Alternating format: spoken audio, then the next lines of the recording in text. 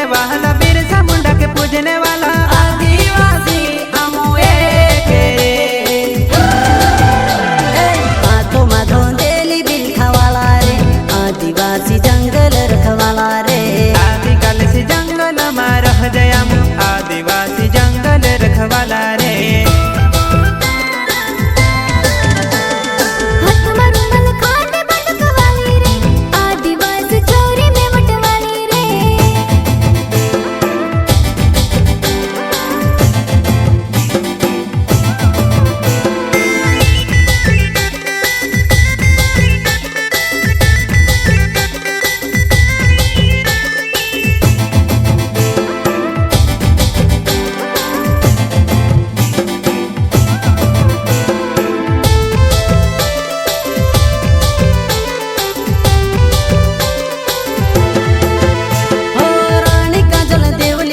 बाबा देव कंसरी माड़ी, रानी काजल देवली माड़ी, बाबा देव कंसरी माड़ी।